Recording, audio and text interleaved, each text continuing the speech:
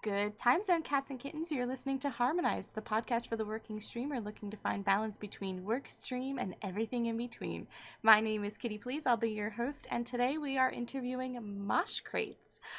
Mosh is a very dear friend of mine. I've known him for at least 3 years. He's been around Twitch much longer than maybe he'd care to admit, and he also works for NASA.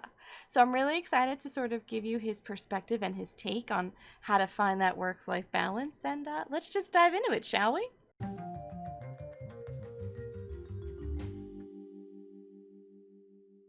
Hello, Mosh. Hello. Why don't you, Mr. NASA, tell us a bit about yourself, your profession? I'm trying to picture baby Mosh like imagining himself as an astronaut, as like a child.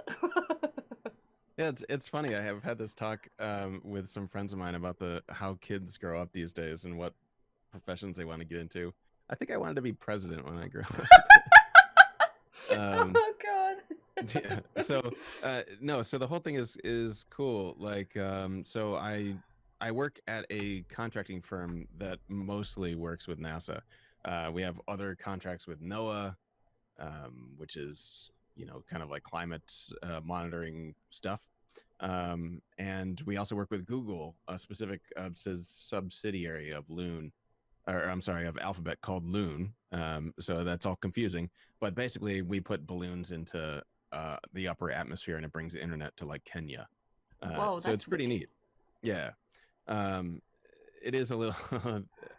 What's weird is with weather. The wind blows sometimes, and you can't really control the balloons. So, Who knew that the wind blew? yeah, so we're working on that. Was But that what you yeah. always wanted to do? Like go into engineering like that? No, actually. So I went when I was in high school. I really loved. I actually didn't really get into computers. I played sports like every single second of my life, and when I was going to college, my cousin was really into architecture, and so I kind of liked it as well. I took drafting classes and all this kind of stuff. So we went to Kent State in Ohio into their architecture program, which is like a really good program, and I loved it. It was like one of my favorite things I've ever done. I realized that I really like it's called drafting, but it's basically like architectural drawing, like but with your hand.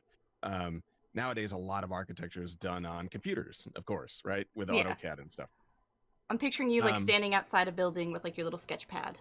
yeah, kinda, except I'm terrible at freehand drawing, which is one of the reasons why I left the program. Oh Uh, no. During the first year, you like build models, so you get to design like your dream house and then like build it, and you have to draw it with like these certain thicknesses of pencils and things. And they do that to basically weed out, like 90% of the class until people are like actually want to do it. So we were up like all night, coffee constantly, all that kind of stuff, making these models and drawings. So the second year, they're like, "Oh, hey, now we're gonna do all freehand drawing." I'm like, "Oh God, I hate this." So I switched to computer science and started programming, and then I went to a school called Full Sail because I thought maybe I wanted to design video games, which was pretty fun. And then I graduated, and then I was like, "Oh man, I think I want to make like a real salary instead of $7 an hour in the video game industry." So, so No, the burn. yeah, so I went to work for a military contractor, and that's how I sort of got involved with the government, and then eventually moved with NASA. So where in that I'm gonna assume maybe in Full Sail, but where in that did you find Twitch? Because I know you're like an OG like Twitcher, as they say. Yeah, so no, it's cool. Like I never like watching people play video games and like never occurred to me. I'm not sure why. I think YouTube was a thing back then, back in the dark ages. The But like, dinosaur ages, yeah. yeah, no, but it wasn't until I came to NASA actually. There was a guy that I Oh. worked with, named Mike, who he and I are still friends. He just one day we're out to lunch and we played this mobile game called Puzzle and Dragons, which is basically like matching gems and things like that. Hmm. Um, and he's like, what you should do is put this on. I think it had just changed to Twitch at that point, like right Oh, the somewhere. Justin TV to Twitch switch. Yeah.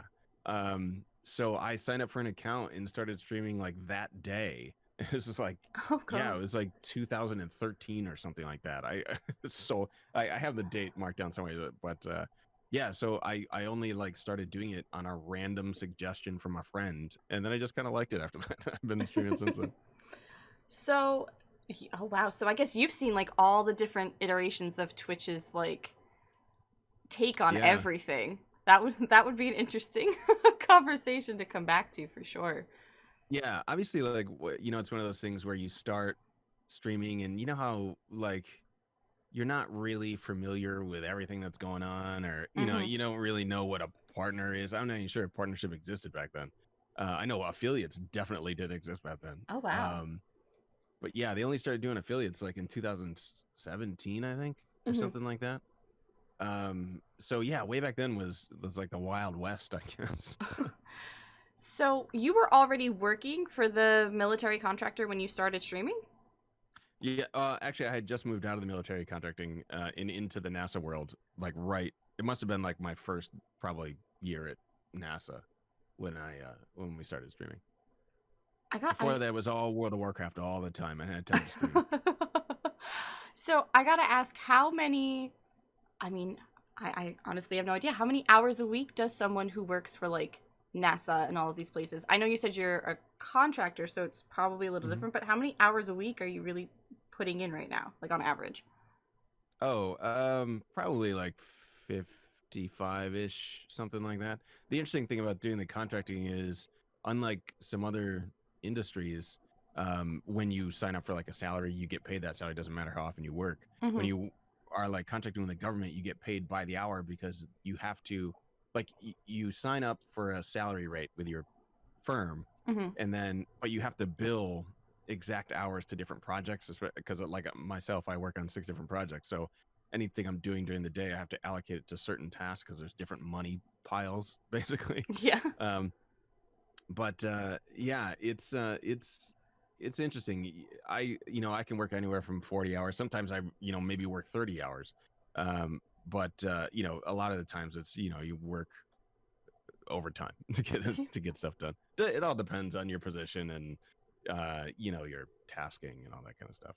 So if you're working, we'll low ball and say 30 and high ball and say 60, 30 to 60 hours a week, how many hours a week are you streaming? Because I know you're also a dad, so you're also Hmm. balancing like family life. So Hmm. how many hours of like stream and like you time are you squeezing into like a work day or a work week? So I try and do as much as I can because I like really love doing it. It's like my Yeah. favorite thing. But like, so I used to stream a little more before the kids were born, and once they were born, I made it so that I would never stream while they were awake. There's only 2 times a year I do that, which is a birthday and like an anniversary show.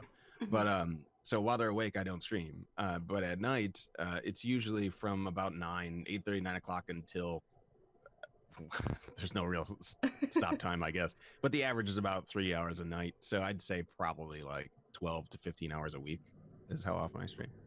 And do you feel that you get enough sleep on top of all that? Like I'm trying to like picture the No, hours in a day. No, we don't have a no, no, healthy no. sleeping schedule. No, I probably have the worst sleeping schedule. No, so I even when I get done, I'm like, oh, I kind of want to watch something, or like I'll eat a snack or something like that at like 1 in the morning, which is probably the least healthy thing in the world. Oh, Um, I feel but like then every like gamer can relate though. yeah, but then like when you have kids, they wake you up at 6 o'clock. Like they didn't go to bed at midnight. No, they didn't stay up all night playing video games. Yeah. So some of the preparedness of it though, like when you have kids, like when you first have a kid, like babies sleep like 2 hours at a time and then wake up at random times wanting to eat and stuff. So I sort of, especially with my son, but I was kind of pretty good at operating on very little sleep. So we sort of like learn it from that. And then so nowadays it's like, oh, whatever, I got 5 hours sleep. That's pretty good. That's that makes me so sad for you that 5 hours of sleep is like a good night. I love it. So I guess, um, I mean, other than sleep, do you find that because you're balancing? I really, really like that you have this like rule that you set for yourself that like when the kids are awake, like they're your priority. Like I love that about you as a person. But do Mhm. you find that between trying to balance being, a dad and then working and then trying to squeeze streaming in, do you feel that there's something that you're sacrificing? I guess we could go with sleep, but like social life or eating healthy or like exercise? Like, do you manage to like Yeah. have that full balance all the way around, or are there definitely like we're taken from certain zones and not taking from others? It's yeah, that's a good question. And I think everyone like struggles with that stuff, right? And Mm-hmm. because obviously everyone wants time to work out and then to go out and socialize and all that stuff. Um for me, for like a long time, even when I was in Jersey, like my whole social life was sort of like I like people my age that sounds really bad, like I'm Back 60. in my but day. but like they socializing stuff for a lot of people is more about like face to face and being able to like tangibly touch someone, that kind of stuff is to them that's like a social atmosphere that they need. Mm-hmm. For me it's always been like I'm totally cool just sitting in a voice chat with friends for hours playing World of Warcraft or Counter-Strike or whatever the game was at the time. That's always been sort of my connection or my social time. So I sort of double almost streaming and gaming with that social time. Mm-hmm. Once in a very great while, I have a group of friends that does like a board game night once a month. So Mm-hmm. that's pretty much it. But That's your social however, we meter have filled. right, yeah, now we have COVID lockdown, so like no one has social life. Oh yes. Okay. So it's now everybody's a hermit like Perfect. me. Yeah. Right. It's just absolutely perfect. But yeah, sacrificing stuff is probably number one is sleep. Number two is probably exercise. I used to have like a really good schedule. I remember you used Um, to be like a gymmer. I don't know if that's a yeah, word, but we're making it a word now. Jimmer, it is. Yeah, like a few years ago, it was at my previous job where I only worked one task and they didn't have meetings at certain times during the day. So at lunchtime, I would go to the gym for an hour, then come home and eat while I was working in the afternoon. And that like worked really well for that job. I can't do that anymore. Number Hmm. one, because my children are home because of COVID and all this stuff. But I my meeting schedule is so erratic now because we have so many different clients, so it becomes tougher to like schedule something repeatedly. I'm happy that I have the VR now, so I can get some exercise with that. That's I've heard what I've it been is doing. actually like a bit of a workout, like doing some of those games. Yeah, there's some cool add-ons that like track an estimated calories burned, and like I have the Fitbit that tracks it as well. So I'm trying as best I can. I Yeah. could be trying a lot harder. But I think it really speaks to what's your priority, I guess. And like you said, you fill your social meter online and you're finding Mm. ways through this hobby that you love to, fill your exercise quota if that's what Yeah, if that's what trying. you want to Yeah. call it. Um do you think now I know it's different because it's you and like it's different for everybody. Do you think if somebody asked you, somebody who's working full time, like would you recommend how many like what you're doing and your balance right now to somebody else, or would you be like, dear God, no, that's an awful idea. You should probably do it better than me or like different than me. I think that you should probably get more sleep than I do. That's for sure. I think what's the recommended? It's like 7 or 8 hours or something. I think it Yeah, changes based on person, but it's yeah. something like that. Um, You seem so happy and like and content with your content creation, the way things are going. It's just interesting to consider that while it may seem off balance for others, maybe this is your balance, and I guess that's more what I'm yeah, wondering. yeah. It's all like I think that I have the right temperament for exactly this situation. Mm-hmm. Like I'm someone who is not very anxious about anything, in particular. I'm very kind of easygoing and happy most of the time. Like there's nothing that really upsets me that much. Yeah. So it's like Except Micro Center, but we won't talk about so, yeah. that. No, yeah, so I think it's perfect for me. I don't know if other people would really find it as fulfilling as I do, maybe. Hmm. Yeah, I think I would personally find the lack of sleep debilitating. So good on you for that. But I guess my next question is, since I don't know, it does for people who know you, for people listening, you do come across as like you kind of have it all together. And I know realistically every person has like their own issues, but Mhm. do you feel that, and I don't want to use the word multitasking because I feel like that's not sufficient enough, but do you feel like the skills from your career and like your ability to multitask on multiple projects, do you think that and the skills that you learn transfer into streaming? especially maybe because you have that background in Full Sail? Yeah, I think maybe, but I think that some I don't. I'm not going to admit to having any kind of weaknesses or anything, but so some weaknesses also can transfer to streaming. I know that in the work that I do, I'm if there's a project coming up, it's has to be perfect. That's you make inroads and you advance in your career by being good at what you do, right? Hmm. And the stuff that I do in particular is kind of a niche, so it's like I have to be the best at that, and so some of that is good for streaming because I'm very obsessed with like technical quality of everything that I do Hmm. in terms of streaming, but that's also the case in my job. So it's both a good thing and a bad thing because you can also get debilitated by, hey, I'm going to be an hour and a half late to stream today because I can't find where to put my camera right now, and it's really bothering me. So I guess it's you'd be in the camp of whether your career helps or hinders you as a streamer. I'd kind of put you firmly in the middle, maybe. Is yeah, that like a good estimate? that's probably pretty solid. The, there's a lot of so the work that I do in particular, it involves creating what we call like system of systems. So it's like when you think of a satellite, there's about 10,000 systems on board of that, and then you have to break those down to all these different software packages. So you like my job in particular is to map how that all fits together, and so that has a benefit of being sort of meticulously organized.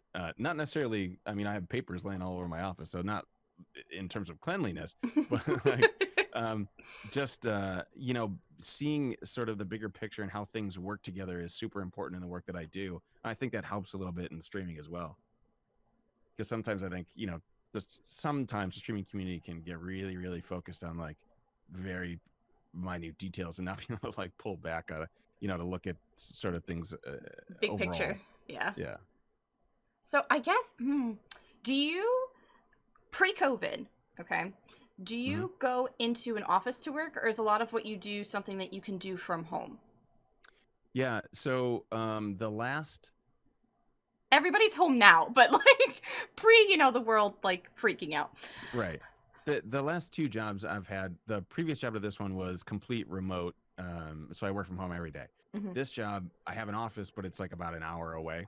So I Hmm. would go in like, probably 4 days a week, usually, and take like one day to stay at home and work. Hmm. The good thing about the industry is like you could do your work from anywhere. There's I think I have one in-person meeting that's once every 2 weeks. Hmm. So I go up to NASA for that. But other than that, every meeting is virtual already because everyone's all over the world. That's kind of how the business world's moving, anyways.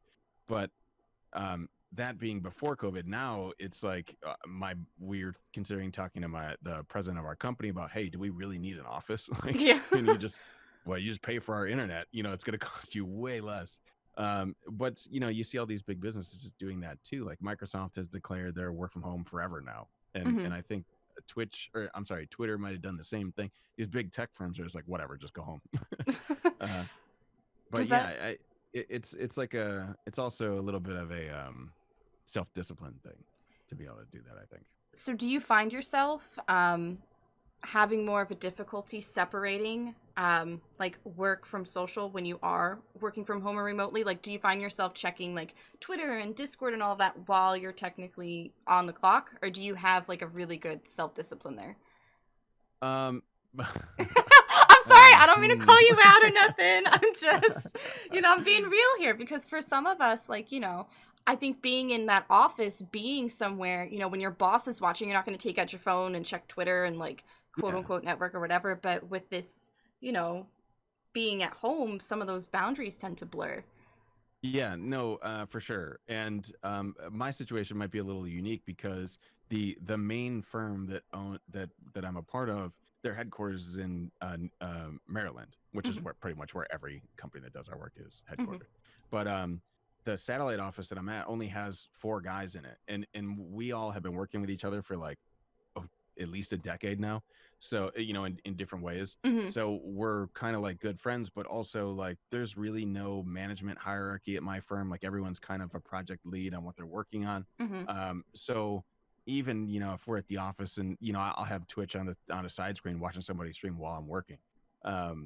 when I'm at home, it's actually like gaming and stuff is like the least distracting to me. It's far more distracting when you have two children at home as well. You need Yeah, something all the oh, time. of course. But I am pretty good lately just focusing in on work, but also I think that might have something to do with I'm just really not that into like playing a game all day, or Yeah. something like that. So that helps. So I'm gonna assume, since you mentioned that you work with them for at least a decade, that they all know that you stream and like they know that you're in Twitch and stuff. Has that ever Hmm. been something that you've hid from like your career people? No, am. It's something that I really love doing, so I'm very happy to talk to pretty much every single person about it. Um, but now I do some like politics shows and stuff too, so that some of the guys watch that. I've had been at conferences at my previous firm that we'd travel, to different conferences to present and stuff, and the I can't remember how exactly it came up, but it's like one of those, oh hey, I'm John, what do you like to do, one of those Yeah. small talk, sitting around the bar meeting people stuff, and I'm always like, oh yeah, I stream on Twitch. They're like, what? I've never even heard of that. Oh well. Yeah. Isn't it always fun explaining Twitch to non-Twitch people? Yeah. There's also like it's funny, that question. I think there's I know when I was growing up, and this is again like, oh, you're so old, like playing video games was sometimes like, oh, what a nerd, that kind of stuff. Yeah. Now that's like way more accepted, but It's I the still age of feel the like nerd there's now. right, but I think there's is still a little bit of a stigma to Twitch where people don't like talking about it Hmm. for whatever reason. Yeah. I think that in different situations there's like safety concerns and stuff like Hmm. that. But yeah, I think I'm it works for me because I'm also not someone that's ever gets like I'm not someone that gets like embarrassed easily. I don't Yeah. have anything that I really hide. It's not. So do you think it's different then for creators who do have careers where it may be frowned upon that, you know, that they are streaming on Twitch? And do you think that that puts a different sort of pressure on them, like in this quote unquote world of networking, you Right. know? I think it could. I think there's especially if you are someone that is like in not like in necessarily in sales, but like a customer facing type Mm-hmm. of employee. Yeah. If you are like, obviously if you're into like politics or something, then you need to like watch what you say, because Mm-hmm. that could all be clipped and come back to haunt you. Yep. um there is yeah, there's several professions like that, I think. So I might be lucky to be in one where it's just like, I don't care.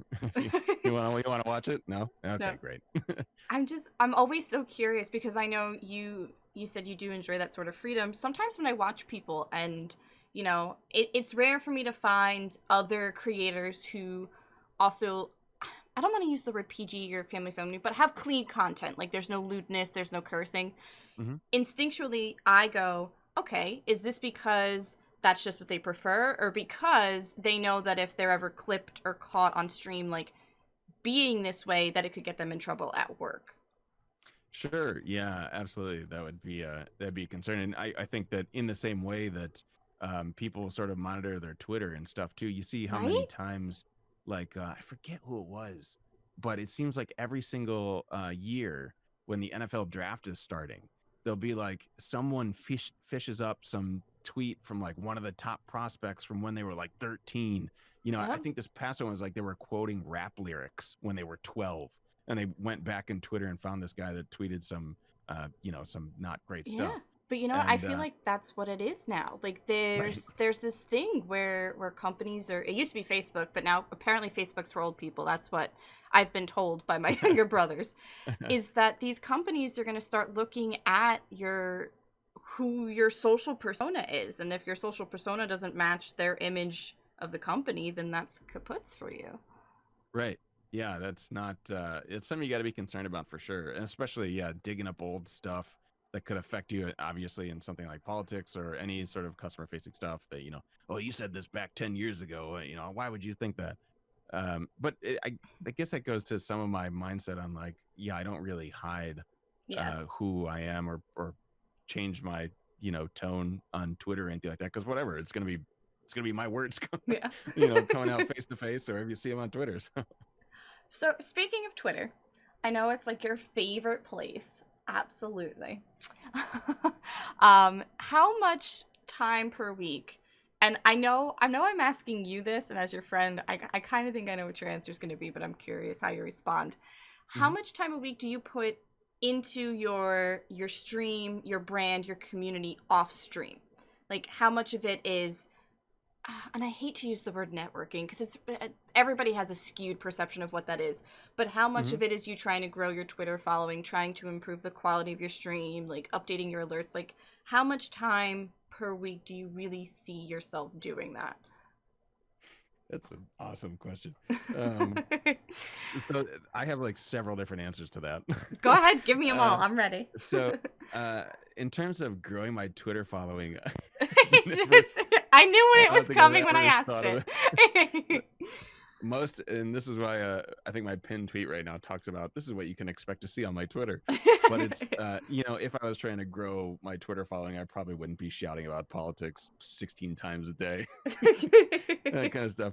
But yeah, so I put very little time into specifically the mindset of trying to grow or to gain um, followers or to like have a viral tweet or something like that, other than an experiment I ran like last year where I was copying tweets. It was pretty fun. Um, but the community wise, I mean, I spend all day on Discord. It's on a side screen. I talk with the community. Um, Lately, it's been mostly about politics, but on different days of the week, sports are big. On Sundays, and we talk about the NFL. But so I would say I put way more time into that. But it's funny because there's a guy named Jim who Hmm. from Twitch Kittens. Yes. He When I talked to him before, he was saying his mindset of networking is just like making friends. That's sort of how the Discord is to me. It's not about like, oh, we're gonna get more people to come to the Discord. It's all Hmm. about like, hey, this is cool. My friends are here. Yeah. Like, uh, so there's no real organization or thought to it. Is probably the short answer of that, which I could probably be doing more of if I wanted to. That's fair. So, do you now, granted, that aside, you mentioned moving your camera around and some of your gear. How Hmm. much time do you spend perfecting? Because, as you said, you find yourself to be a perfectionist in certain regards. How much time do Yeah. you find perfecting your setup before a stream? Oh, before every stream, probably like 30 minutes. Like the focus will be off, or some lights not on, or Hmm. something like that. And I'm rushing around doing all this stuff. But a lot, and Yeah. that's I guess outside of like bigger changes where it's like, oh, there's some new technology out, and I got to research that, and I want to put that in my box, and all this kind of stuff. That's like a whole separate timeline, I think. So, given what given what's in the box and having again known you for quite a bit, do you feel I mean we all know and agree that streaming is a financial investment as well as like a time investment. But do you find that you're more willing, Elgato aside, because I know how you feel about Elgato, do you find that you're more willing to purchase those heavier priced items that are marketed towards streamers or that can improve your stream quality because you have an income outside of Twitch? And do you think that would be different if you were relying on Twitch solely for income? Oh God, yeah, Yeah. yeah. So Twitch is very very difficult to make any sort of like even a basic living on, to survive, Hmm. let alone being able to afford different technical pieces of gear or something new that you see. Um, it's very very difficult to manage that with just in I've talked many different times about here's about what people average on Twitch in terms of income, and it's just like there's no way you can afford even rent, Hmm. in that for like 97% of streamers. There are some who afford large mansions once a month, Yeah. but that's like 2 out of 2 million. So do you think that because it's interesting for me because I often see that some people on Twitch have these incredible setups and all of this amazing equipment, but they're not like the hugest streamer. And I'm wondering if that's because they have that income outside of Twitch to allow them to invest in their hobby that way, or if they're putting themselves at a financial disadvantage to try and push themselves further in the Twitch sphere. God, I hope it's the first one. I mean, I'd feel very um, uh, upset if people were, maxing out credit cards and stuff to buy ring lights. It's Oh, it's yeah. like, But it's there's it's a genuine concern because there's this yeah, marketing towards, people getting into streaming, like you need this and you need that, and I'm always a little worried for them. it's very, very predatory. And I know when I use that word, everyone throws a fit. Oh, how could you say predatory? It is like when it's preying on um like a dream of someone, because no matter who you talk to, no one's going to admit it, but the people that stream that are sort of in that circumstance where they're trying to get certain numbers, and they're buying all this extra gear, they're trying to become someone like Ninja, Hmm. or whomever. But like yeah, I mean, first of all, you don't really need half that stuff. You look at some of the biggest creators in the world have what, a tiny webcam and like a headset microphone. There's no reason. Hmm. Like the one guy, who's the League of Legends guy, Tyler. I always thought he was just streaming on like the worst cam and the worst mic I ever seen in my life. He's got 50,000 viewers watch him every second. But Harris like, Heller just did the video about 4 things I wish I never bought when I first like started getting into it. no, nice.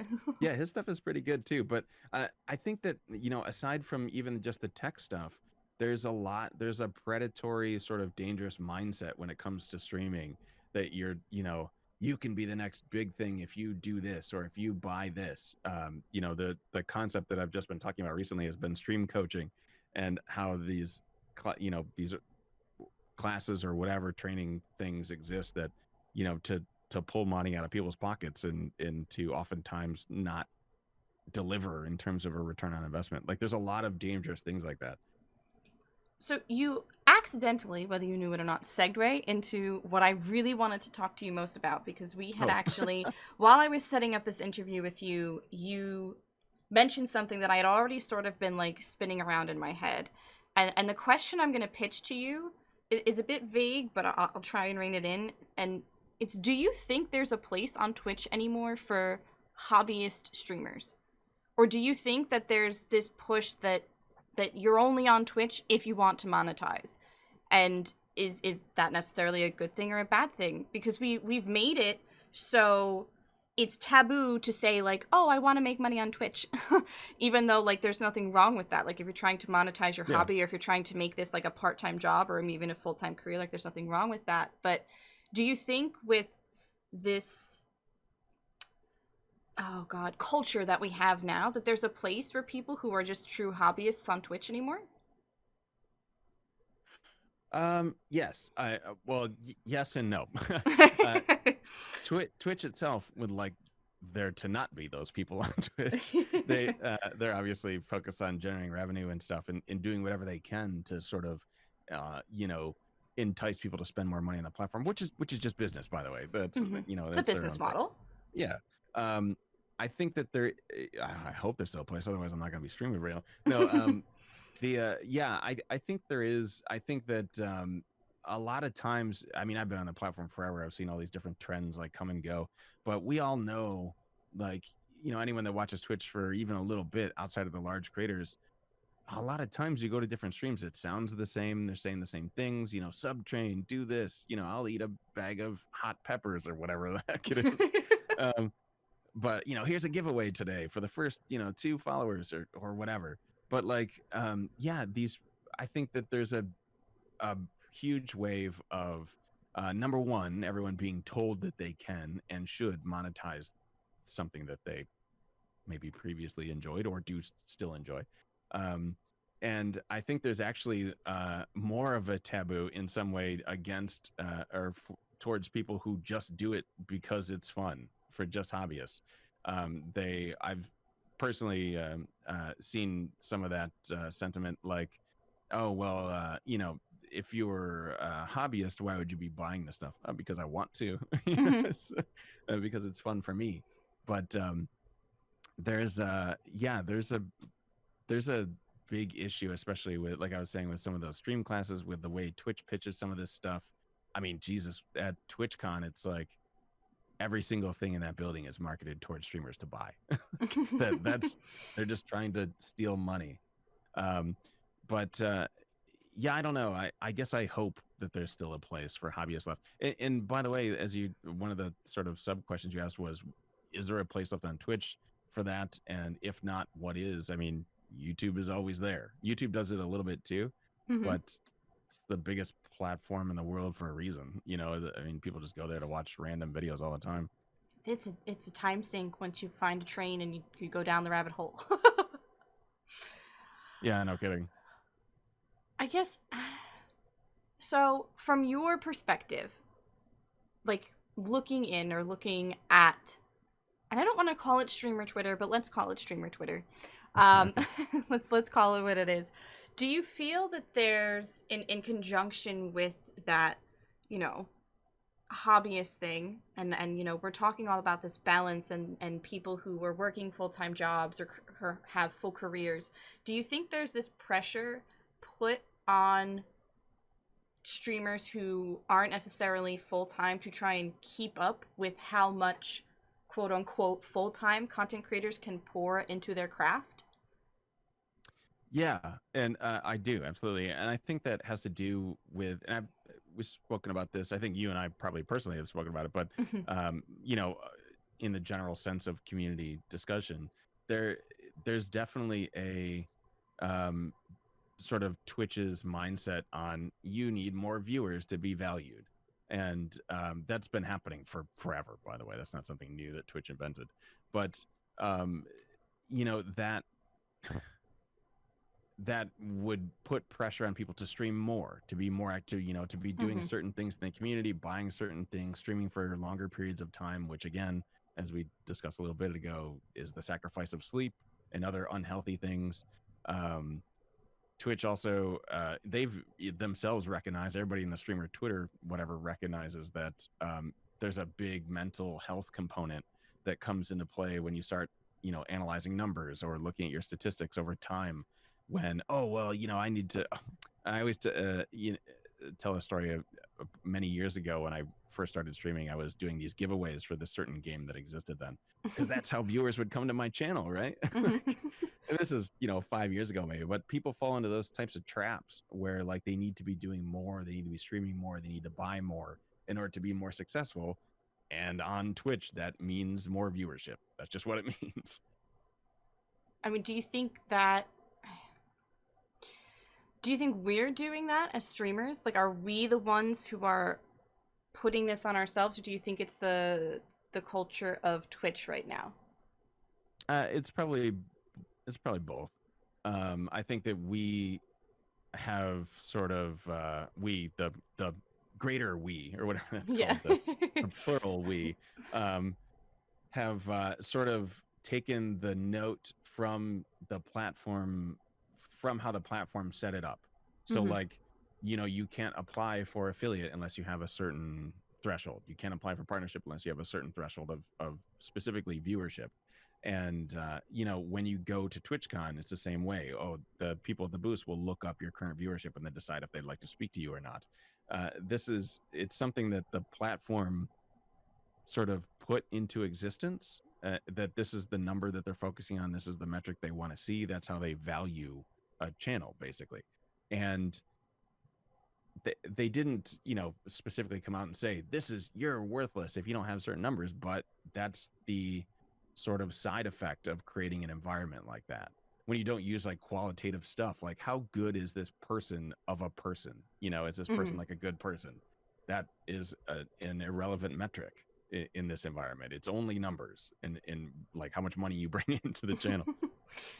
So given all of that, and I'm very curious for your answer here.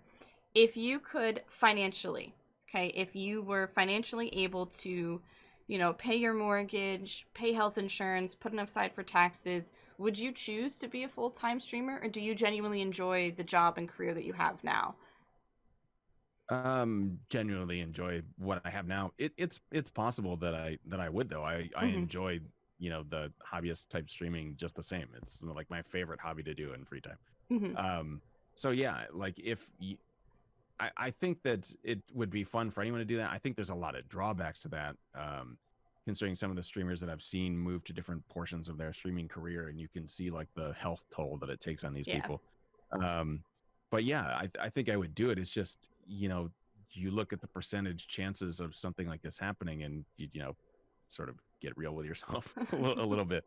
That when you see it's essentially like winning the lottery would be able to do that.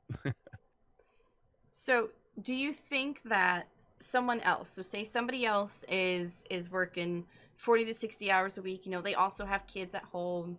They're trying to, have live their best life as they say, and they came Mhm. to you and they said, "Dude, like I really think I want to get started streaming on Twitch." Do you think that you would say, "Heck yes, that's an awesome idea," or would you give them a more timid take? I would um, ask them very important questions like, do you have a spouse which provides health insurance for your family? uh, since we're in the middle of a pandemic and losing your health insurance is probably not the best idea in the world. But there's other things like, okay, that's great. That sounds like fun, and I'm glad you're following your dream. How do you save for retirement? Like the average career of a Twitch streamer or YouTube personality, even if they're like super successful, is like a handful of years. That's like Hmm. the average time span that someone remains. I don't want to use the word viral, whatever it's called, in the spotlight. Hmm. Um, so what happens outside of that? Are you able to make the money for the rest of your life in those 2 years? It's possible, I guess. But if it was someone that, I guess if it was anyone, I was going to say if it was someone I cared about, but anyone, I would say like, hey, take a look at this spreadsheet, or let me ask you a few questions and see like, have you thought about this all the way through? Basically, not that I Now, would tell someone don't do it, but if they told you they wanted to do it just as a side hobby, like if they just wanted to add it into their day, knowing how little sleep you get, and how much you have to work to make that balance work, would you still be timid in recommending it, or would you be like, that's an awesome idea because it's a fun hobby and it's something you do enjoy, and you would want to see them do that too? yeah, I would say that the latter there. That yeah, it's if that's something that person enjoys doing, then heck yeah, that's awesome. If it's a hobby thing, I mean, if they, I'm not gonna tell people how to live their life. If they Yeah. they can get by with some amount of sleep, great. If they require way more sleep, then maybe it's not a good thing. But that's not really my place to tell them. It's more like it's far more realistic that I would say something like, here's like the actual facts in terms of financial stability, and if you're good with all that, then yeah, let's do it. All right. Well, then I just have one final question for you, Mr. Moshcrates. I'm ready. All right. So, do you feel like your life is harmonized? Like you found that perfect balance between work and stream, and if yes, like if you feel you're solid, like what advice would you give to others trying to find that nice sweet spot? And if not, what are you trying to do to get yourself there? Huh, that's a good question. um Save the best for last. yeah. No, I think that we're at a pretty good balance spot. There's always more you can do. There's always something else you didn't do or that you should have done differently, or maybe you could have spent a couple more hours working and then done this, or maybe I should have spent 2 more minutes setting up a stream thing before, all this stuff.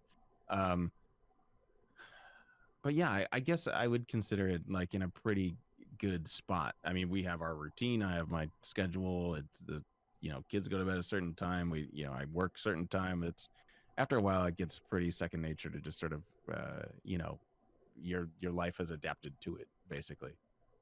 So short answer is yes. Well, thank you so much. It has been so awesome hearing your perspective on all of this. And for everybody listening, you can follow Mosh on twitch.tv/Moshcrates and hear his wonderful, wonderful voice whenever he is live. Thank you so much. I super appreciate you being Yeah. my guest for the day. Yeah, thanks for having me on. That was fun. All right.